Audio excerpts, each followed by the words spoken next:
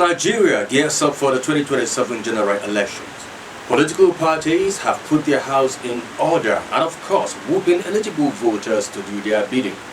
While here in Adamawa State, Governor Amadu Finture's emergence as a governor on the platform of People's Democratic Party to his defection to the APC has changed the narrative. However, there are disgruntled members of the party who have expressed their displeasure over the emergence of the candidate, as well as how those legacy members have been treated over time. Hello dear, welcome to Political Affairs on Kama TV. My name is Chris Jacobs, and today I'm being joined by Honorable Simon Inazo. He is a member of the APC here in Adamawa State. He joins me now to further the conversation. Honorable Simon, it's a pleasure to have you on Political Affairs. It's a pleasure having me. Thank you very much. Indeed. How will you describe the political atmosphere? Because over time I have seen that a few months to the general elections, the political atmosphere is heated up, and the debate is all about 2027 general elections. Thank you very much. Once more, as I said, the political situation in Adamawa State at the moment is not certain.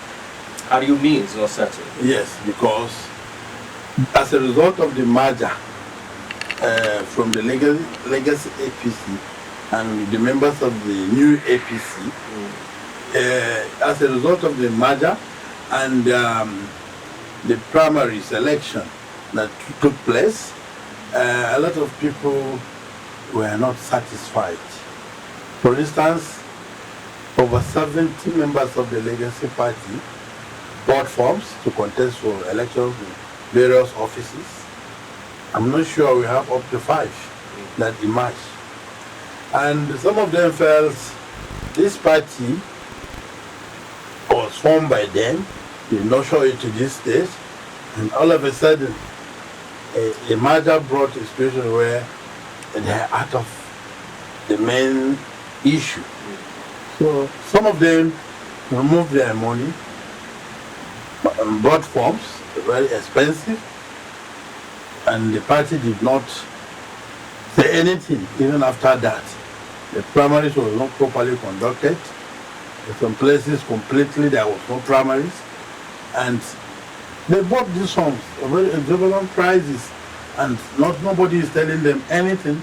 Nobody is saying anything. Same thing applies to the members of the party, the executives. There was an arrangement. There was an arrangement of 50, 60, 70, 30 arrangement for the legacy members of APC to have 30, and new PDP 70 in some cases. The rest were left like that. There was an arrangement that some of them will be given either essay to sustain them. Nobody is saying anything, and everywhere seems to be dull. Well, but I've had the privilege to have conversed or interviewed the publicity secretary of the APC, talking about Dr. Victor Dogo, and he said there has been a reconciliation going on, between the party and those who felt disenfranchised in terms of, compensation. So has there been any reconciliation between the APC and those who felt, bad over the outcome of the primaries? To the best of my knowledge, I'm not aware of that. And if at all, something like that, I think it should be done publicly. Some of the members should know, so that people will appreciate that the party are making effort, or rather the candidates that emerge are making effort. Certainly there must be a winner and a loser, no matter how. But in a situation where it's not properly done, people should be pacified.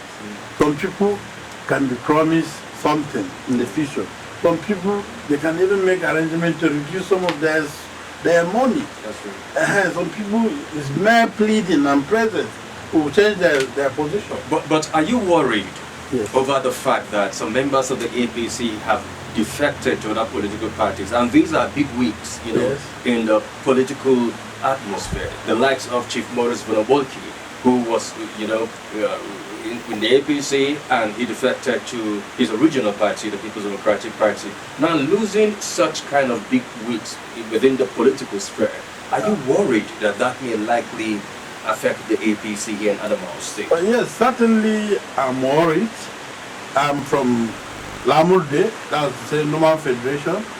Chief Morris has been a pillar in APC from formation. I know how you have supported us. I am not happy at the point that he left us to PDP. But come to think of it, or looking at how events unfold later, maybe he have foreseen this development coming. That is why he decided to look for another alternative to go and contest. But as a matter of fact, I'm worried. I didn't want him to leave. Same thing with my friend Vrati Zonzo, who were from the same local government. I wouldn't want them to leave, but they left, maybe out of annoyance. But talking about either it will affect APC from winning election, I will say yes in another way, and I will say no in another way. Yes, in the sense that if proper follow-up and reconciliation is not done, a lot of aggrieved people will vote against us. But if a proper reconciliation is done, contact, and certainly APC will win. Looking at the caliber of people in APC. Now, part of the grievances is the fact that these persons you make mention of bought forms with their money to contest, and they were eventually shortchanged. Let me put it that way. Yeah. Were you taken by surprise the emergence of the candidate, talking about Galadima Tijani? Because a lot of persons in the APC said they never knew about him, they never knew whether he was a party member or not, but just from the blue, Tijani Galadima emerged as the flag bearer or the candidate of the All Progressive Congress, at the expense of the promise that Governor Fintiri made to Adamawa State that his successor will be a grassroots politician. Certainly, I'm not surprised to that extent, because there were speculations earlier before now. There is a candidate that is called Galadima, that is the anointed candidate from Abuja. And in Nigeria, in every rumor, there's element of truth. So when I saw him, he bought form, and I begin to agree that this speculation could be true. Now, talking about his emergence, I'm a Christian, and I believe that anything that happens to you, if God did not destine that it will be, it will not be. And God chooses his leaders based on maybe how you look at your heart, and maybe a sincerity to serve people. So I will simply say that maybe Galadima is destined to be the candidate by God. That is why it happened this way. This is not the first time in Adamawa State. Baba Mangoro has emerged like that. Even when he said he's not interested in the governorship, they said he is the anointed candidate. He should come and save Adamawa State against other aspirants that show interest. So I want to believe that it is God making.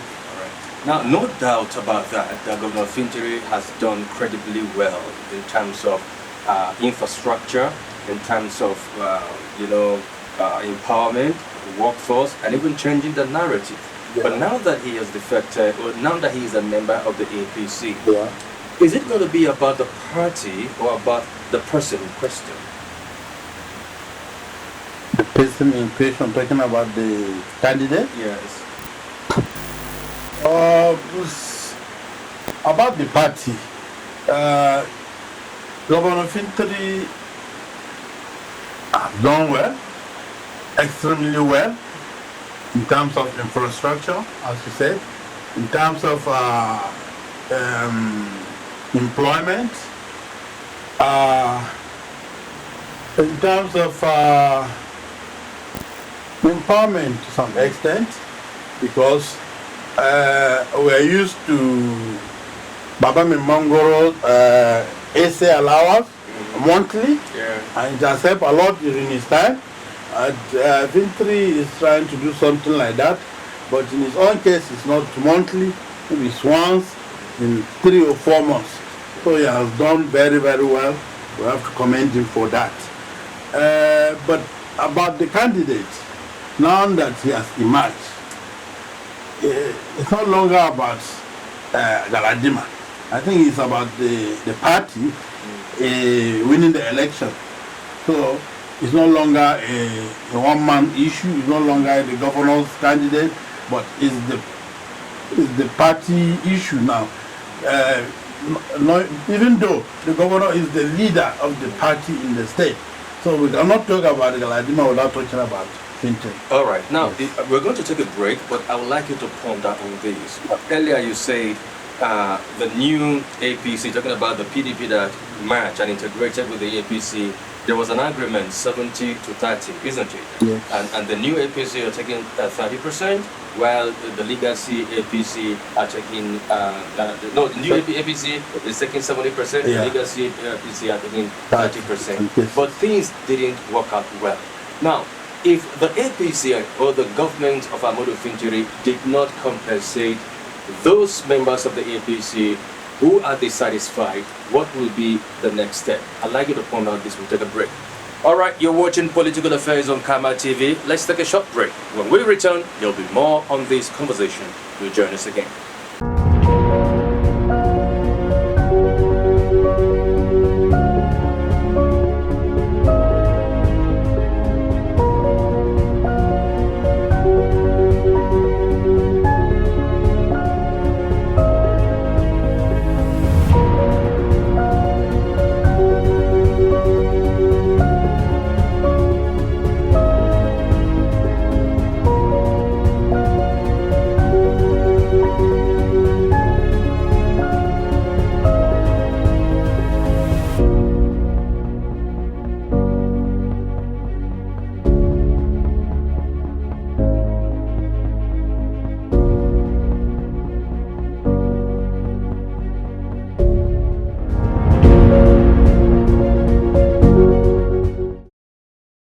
Alright, you're welcome back. If you just tune in, you're watching Political Affairs on Kama TV. I've been speaking with Honorable Simon Inazo. He is a member of the APC Adamawa State and has been expressing certain displeasure as a result of the outcome on activities of the APC here in Adamawa State.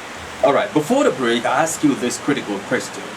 Should the government of Ahmadu Fintiri, who is invariably the leader of the APC, should the government refuse to compensate those aggrieved members of the APC who were shortchanged and fall out of, favor?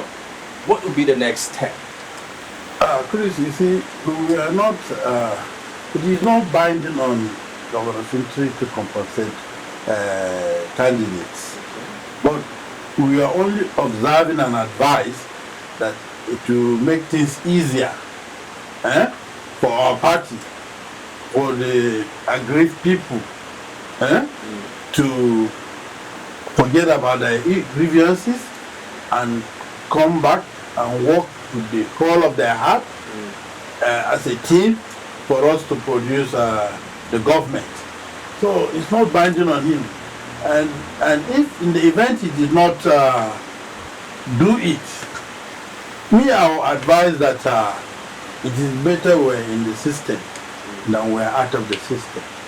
No matter how painful it is, I will advise that they should calm down and come back and work for the interests of the party. If you don't get it today, you can get it tomorrow. Now very soon, campaign timetable is out. Yeah. The election timetable is out actually, and the campaign, the ban on campaign will be lifted. Yeah. How would you present your candidate? Is Galadima a sellable candidate to the grassroots, to those who have complained over time that they don't even know him, they've never seen him? What will be the mechanism for, advertising your candidate, Galadima, to the people? Thank you very much for that question, Chris. Of a truth, so I'm talking to you here, seated in this studio. I've never seen Galadima in person. more or less of some of my supporters or followers at the grassroots level. But as I said earlier, since he has been destined to be, we have no option than to try him. If we end up be the Messiah we are waiting for. The only way to go about it is for Galadima to make himself available, the party to make itself available, more consultations with stakeholders, agreed party members from the state to the ward levels, series of meetings enlightening people on the danger of staying out of government. For instance, I was more fatter than this before, but I've been out of government for almost 8 to 10 years now. So, yeah, I can recall you worked closely with former Governor Murtala Nyako Mangoro. For sure. And you understood, the governance entirely. Yeah. All right. Now, let me ask you this very critical and very sensitive question.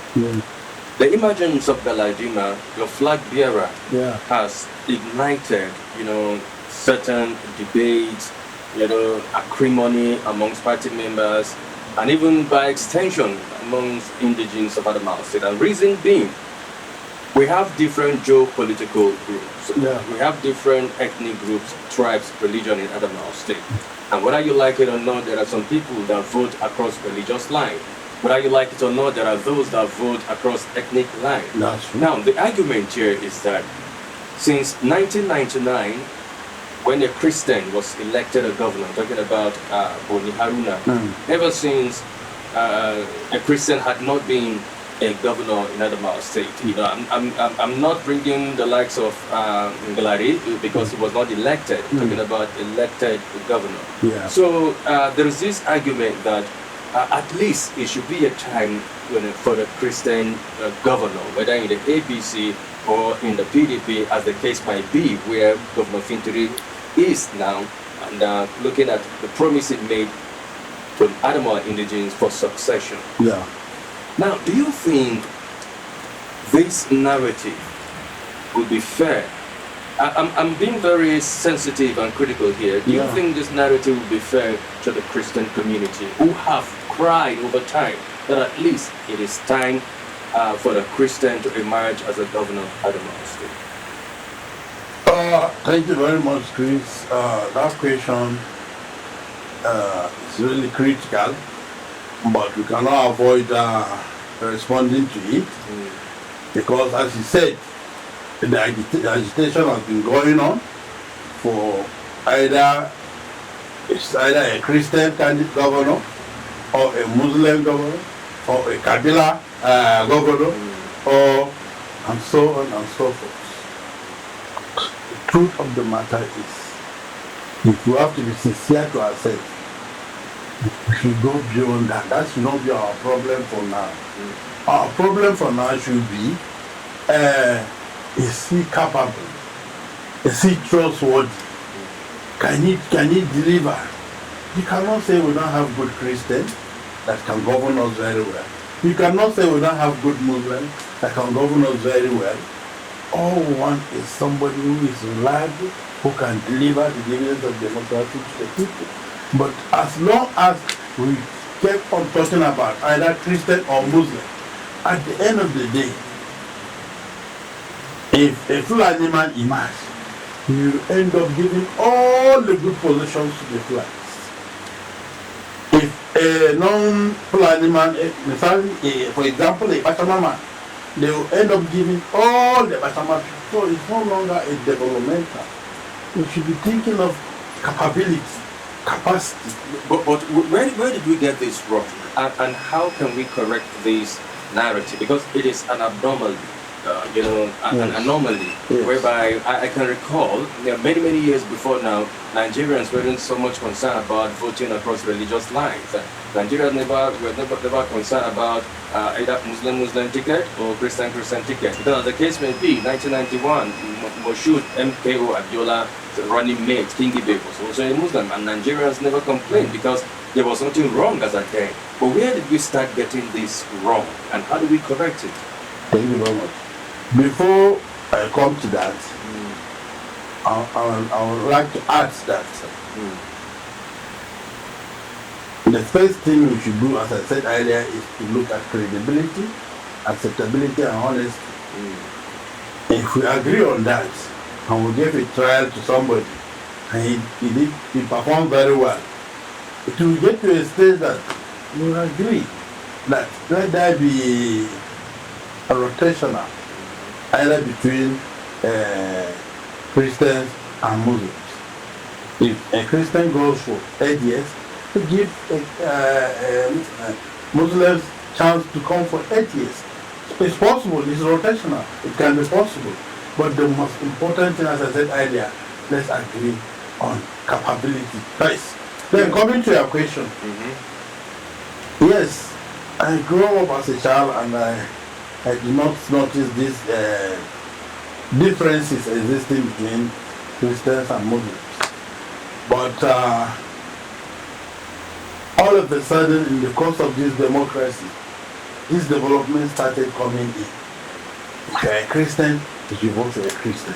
If you are a Muslim, you should vote for a Muslim. If you are a Kabila man, you should vote for a Kabila man. And I don't think it's helping us a lot. There is a lot of things we need in this state. Particularly the zone I came from, the southern zone of Adamawa State. We don't have any government presence there at all. And we're the largest zone in the state. But there is nothing. There is no single school, there is no single hospital. That has been an issue. There has not been a federal presence in the Kumoman Federation, or the Adamawa, southern part of Adamawa State. And earlier you talk about acceptability. Daniel, is your candidate, acceptable in this region, where they felt shortchanged without? Because if you look at the federal presence, either in Adamawa North or Adamawa Central, but little presence of the federal might, hardly seen or recognized in the federation. Yes, our candidates, yes, it can be acceptable. It depends on how we present him to the people and how we convince our people to accept him. Based on how he comes in, it can be acceptable. But if the presentation is not done properly, we have issues. All right, well, this is just the part one of the conversation. Honorable Simon Inazo, I will definitely have a build-up on this conversation, and I assure you, as well as I assure my viewers, that you will come back to this very platform, sit on this very seat, and of course, we'll judge what you have said today, whether or not the government of the ABC will reckon to your plea and, of course, your agitation. Once again, thank you so very much for finding time to come on Political Affairs. Thank you. It's been my pleasure. A pleasure. Thank you very much. Thank you. All right, viewers, that's our show for today. Thank you so very much for being with us from start to finish. Join us again same time, same station, as we come with yet another interesting episode of the program. Until then, stay safe. My name is Chris Jacobs. God bless Nigeria.